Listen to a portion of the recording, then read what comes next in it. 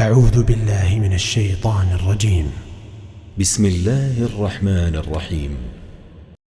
الحمد لله الذي أنزل على عبده الكتاب ولم يجعل له عوجا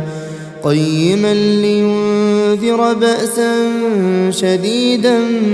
من لدنه ويبشر المؤمنين الذين يعملون الصالحات أن لهم أجرا حسنا ماكثين فيه أبدا وينذر الذين قالوا اتخذ الله ولدا ما لهم به من علم ولا لآبائهم كبرت كلمة تخرج من أفواههم إن يقولون إلا كذبا فلعلك باخع نفسك على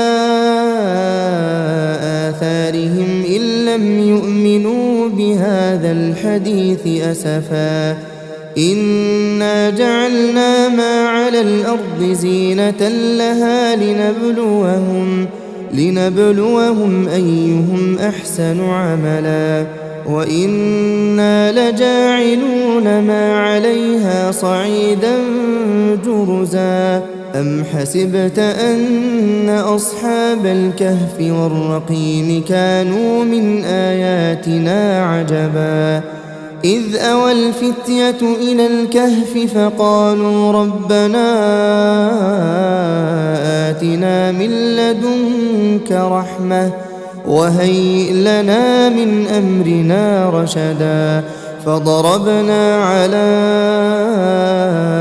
آذانهم في الكهف سنين عددا ثم بعثناهم لنعلم أي الحزبين أحصى لما لبثوا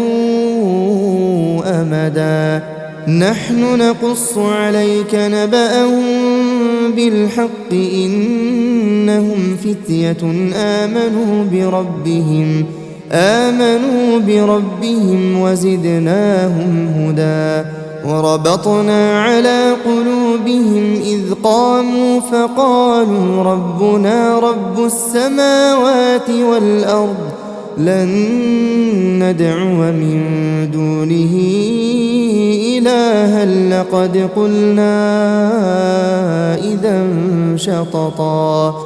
هؤلاء قوم اتخذوا من دونه آلهة لولا يأتون عليهم بسلطان بين فمن أظلم ممن افترى على الله كذبا وإذ اعتزلتموهم وما يعبدون إلا الله فأووا إلى الكهف ينشر لكم ربكم من رحمته ويهيئ لكم من أمركم مرفقا وترى الشمس إذا طلعت تزاور عن كهفهم ذات اليمين وإذا غربت تقرضهم ذات الشمال وهم في فجوة منه ذلك من آيات الله من يهد الله فهو المهتد ومن يضلل فلن تجد له وليا مرشدا وتحسبهم أيقاظا وهم رقود ونقلبهم ذات اليمين وذات الشمال وكلبهم باسط ذراعيه بالوصيد لو اطلعت عليهم لوليت منهم فرارا ولملئت منهم رعبا وكذلك بعثناهم ليتساءلوا بينهم قال قائل منهم كم لبثتم قالوا لبثنا يوما أو بعض يوم قالوا ربكم أعلم بما لبثتم فابعثوا أحدكم بورقكم هذه إلى المدينة فلينظر أيها أزكى طعاما فليأتكم برزق منه وليتلطف ولا يشعرن بكم أحدا إنهم إن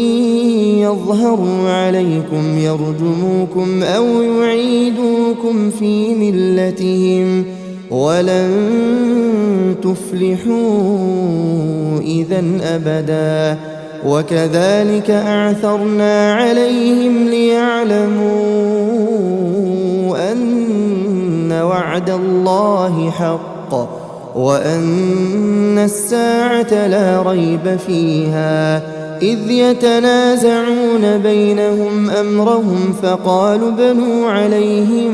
بنيانا ربهم أعلم بهم قال الذين غلبوا على أمرهم لنتخذن عليهم مسجدا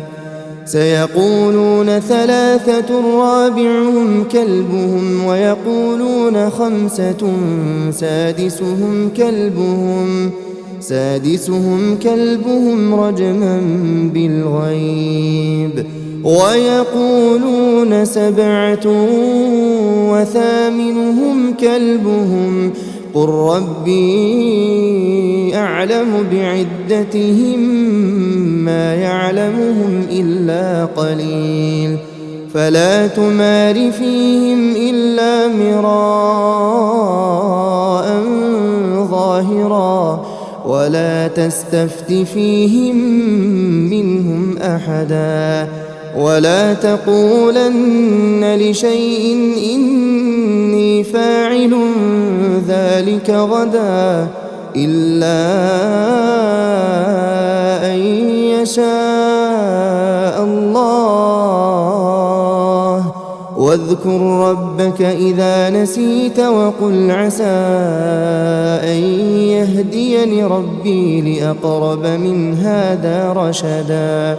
ولبثوا في كهفهم 300 سنين وازدادوا 9 قل الله أعلم بما لبثوا له غيب السماوات والأرض أبصر به وأسمع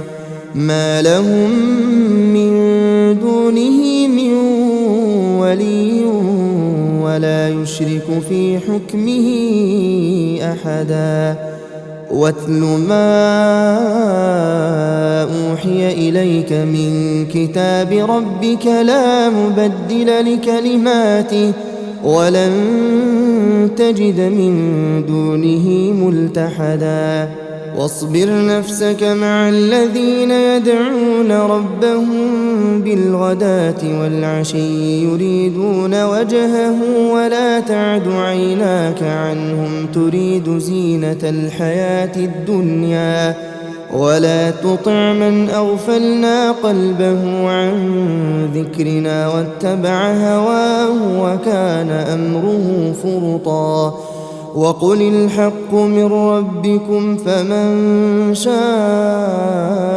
فليؤمن ومن شاء فليكفر إنا أعتدنا للظالمين نارا أحاط بهم سرادقها وإن يستغيثوا يغاثوا بماء كالمهل يشوي الوجوه بئس الشراب وساءت مرتفقا إن الذين آمنوا وعملوا الصالحات إنا لا نضيع أجر من أحسن عملا أولئك لهم جنات عدن تجري من تحتهم الأنهار يحلون فيها من أساور من ذهب ويلبسون ثيابا خضرا من سندس واستبرق متكئين فيها على الأرائك نعم الثواب وحسنت مرتفقا واضرب لهم مثل الرجلين جعلنا لأحدهما جنتين من أعناب وحففناهما بنخل وجعلنا بينهما زرعا كلتا الجنتين آتت أكلها ولم تظلم منه شيئا وفجرنا خلالهما نهرا وكان له ثمر فقال لصاحبه وهو يحاوره أنا أكثر منك مالا وأعز نفرا ودخل جنته وهو ظالم لنفسه قال ما أظن أن تبيد هذه أبدا وما أظن الساعة قائمة ولئن رددت إلى ربي لأجدن خيرا منها منقلبا قال له صاحبه وهو يحاوره أكفرت بالذي خلقك من تراب ثم من نطفة ثم سواك رجلا لكن هو الله ربي ولا أشرك بربي أحدا ولولا إذ دخلت جنتك قلت ما شاء الله لا قوة إلا بالله إن ترني أنا أقل منك مالا وولدا فعسى ربي أن يؤتيني خيرا من جنتك ويرسل عليها حسبانا من السماء فتصبح صعيدا زلقا أو يصبح ماؤها غورا فلن تستطيع له طلبا وأحيط بثمره فأصبح يقلب كفيه على ما أنفق فيها وهي خاوية على عروشها ويقول يا ليتني لم أشرك بربي أحدا ولم تكن له فئة ينصرونه من دون الله وما كان منتصرا هنالك الولاية لله الحق هو خير ثوابا وخير عقبا واضرب لهم مثل الحياة الدنيا كماء إن أنزلناه من السماء فاختلط به نبات الأرض فأصبح هشيما تذروه الرياح وكان الله على كل شيء مقتدرا المال والبنون زينة الحياة الدنيا والباقيات الصالحات خير عند ربك ثوابا وخير أملا ويوم نسير الجبال وترى الأرض بارزة وحشرناهم فلم نغادر منهم أحدا وعرضوا على ربك صفا لقد جئتمونا كما خلقناكم أول مرة بل زعمتم أن لن نجعل لكم موعدا ووضع الكتاب فترى المجرمين مشفقين مما فيه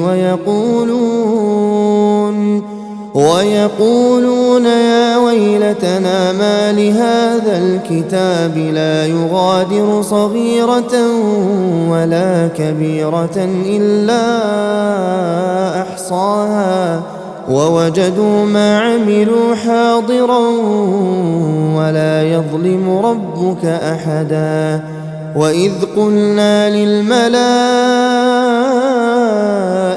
اسجدوا لآدم فسجدوا إلا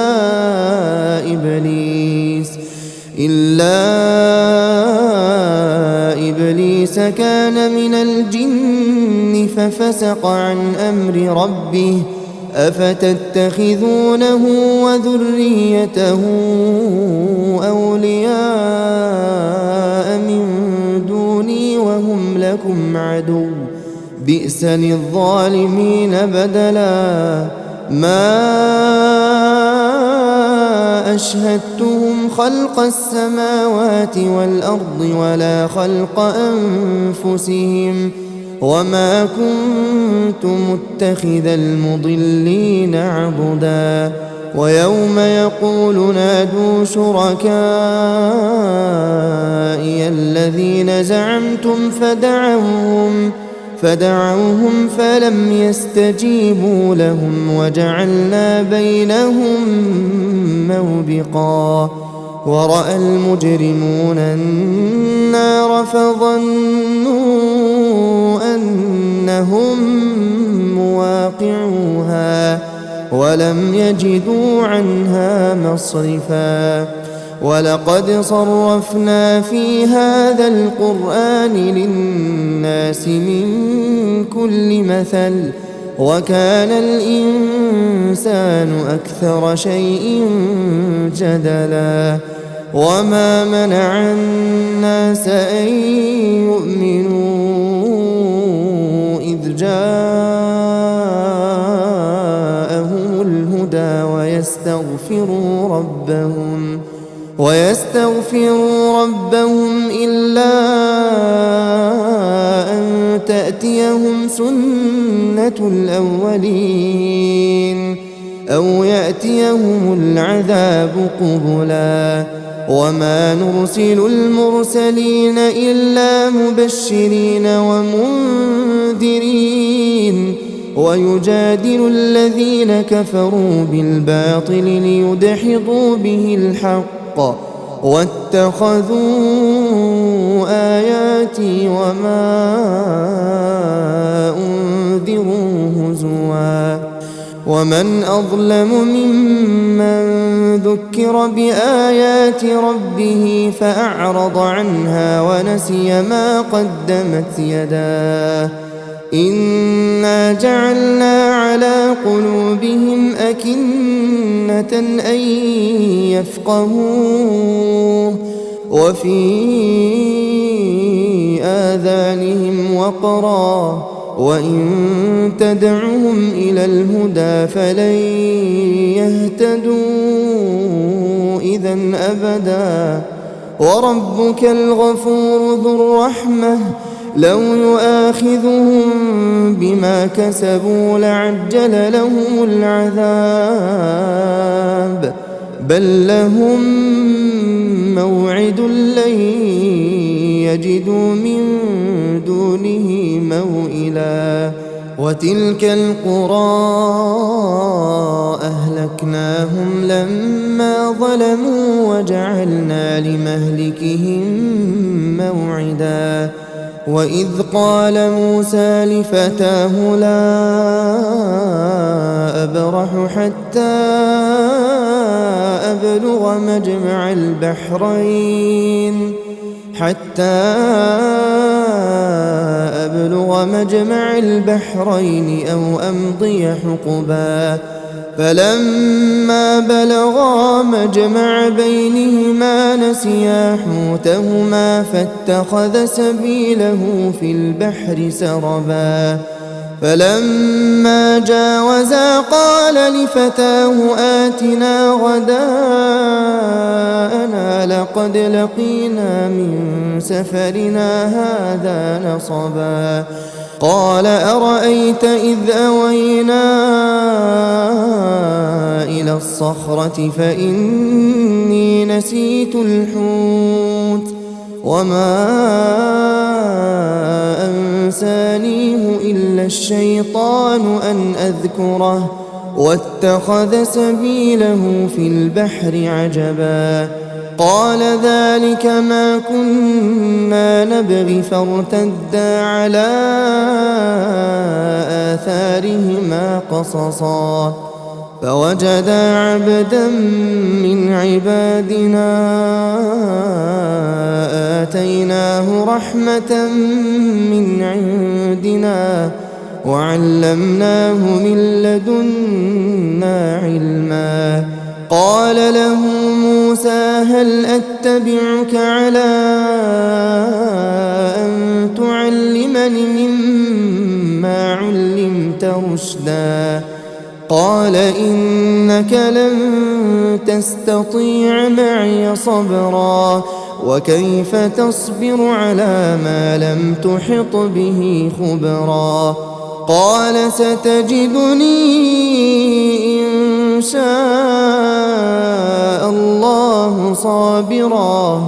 إن شاء الله صابرا ولا أعصي لك أمرا قال فإن اتبعتني فلا تسألني عن شيء حتى أحدث لك منه ذكرا فانطلقا حتى إذا ركبا في السفينة خرقها قال أخرقتها لتغرق أهلها لقد جئت شيئا إمرا قال ألم أقل إنك لن تستطيع معي صبرا قال لا تؤاخذني بما نسيت ولا ترهقني من أمري عسرا فانطلقا حتى إذا لقيا غلاما فقتله قال أقتلت نفسا زكية بغير نفس لقد جئت شيئا نكرا قال ألم أقل لك إنك لن تستطيع معي صبرا قال إن سألتك عن شيء بعدها فلا تصاحبني قد بلغت من لدني عذرا فانطلقا حتى إذا أتيا أهل قرية استطعما أهلها فأبوا أن يضيفوهما فوجدا فيها جدارا يريد أن ينقض فأقامه قال لو شئت لاتخذت عليه أجرا قال هذا فراق بيني وبينك سأنبئك بتأويل ما لم تستطع عليه صبرا أما السفينة فكانت لمساكين يعملون في البحر فأردت أن أعيبها وكان وراءهم ملك يأخذ كل سفينة غصبا وأما الغلام فكان أبواه مؤمنين فخشينا أن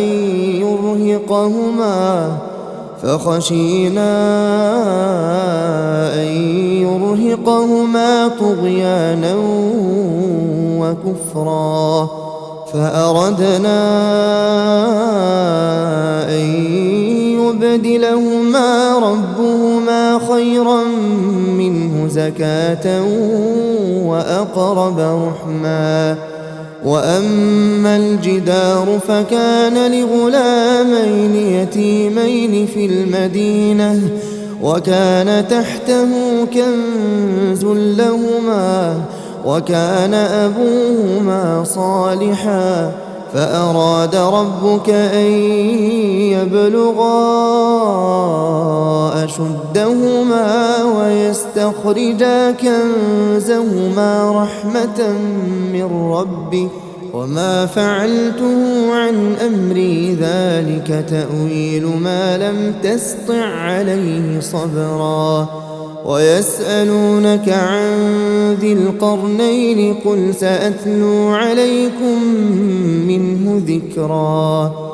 إنا مكنا له في الأرض وآتيناه من كل شيء سببا فأتبع سببا حتى إذا بلغ مغرب الشمس وجدها تغرب في عين حمئة ووجد عندها قوما قلنا يا ذا القرنين إما أن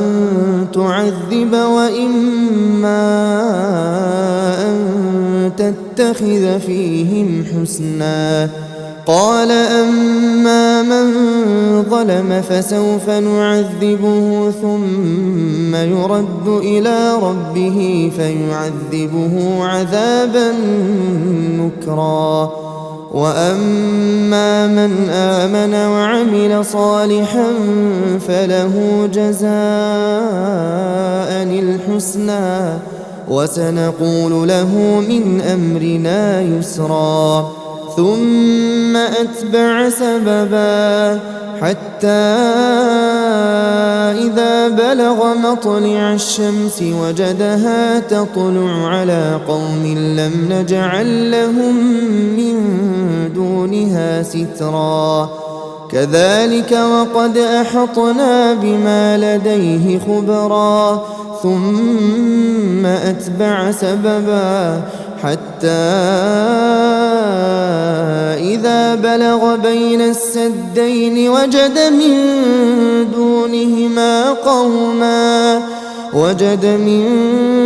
دونهما قوما لا يكادون يفقهون قولا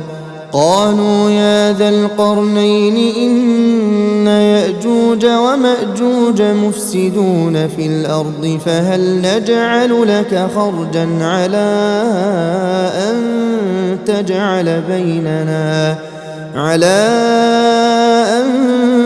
تجعل بيننا وبينهم سدا قال ما مكني فيه ربي خير فأعينوني بقوة أجعل بينكم وبينهم ردما آتوني زبر الحديد حتى إذا ساوى بين الصدفين قال انفخوا حتى إذا جعله نارا قال آتوني أفرغ عليه قطرا فما استطاعوا أن يظهروه وما استطاعوا له نقبا قال هذا رحمة من ربي فإذا جاء وعد ربي جعله دكاء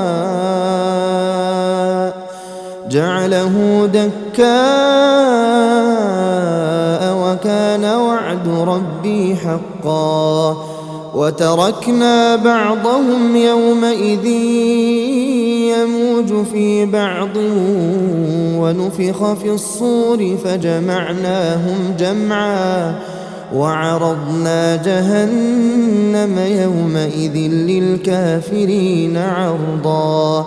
الذين كانت أعينهم في غطاء عن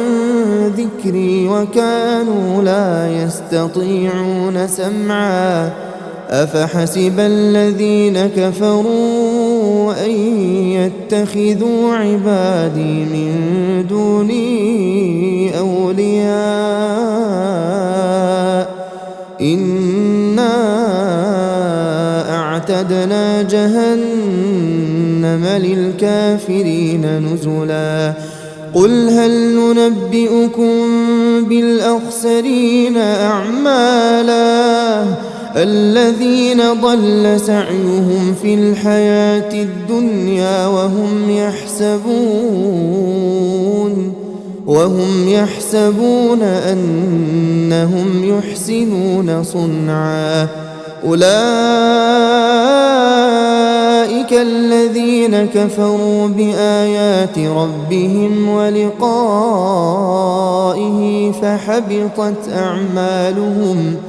فحبطت أعمالهم فلا نقيم لهم يوم القيامة وزنا ذلك جزاؤهم جهنم بما كفروا واتخذوا آياتي ورسلي هزوا إن الذين آمنوا وعملوا الصالحات كانت لهم جنات الفردوس نزلا خالدين فيها لا يبغون عنها حولا قل لو كان البحر مدادا لكلمات ربي لنفد البحر قبل أن تنفد كلمات ربي ولو جئنا بمثله مددا قل إنما أنا بشر مثلكم يوحى إلي أنما إلهكم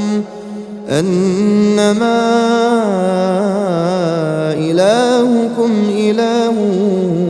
واحد فمن كان يرجو لقاء ربه فليعمل عملا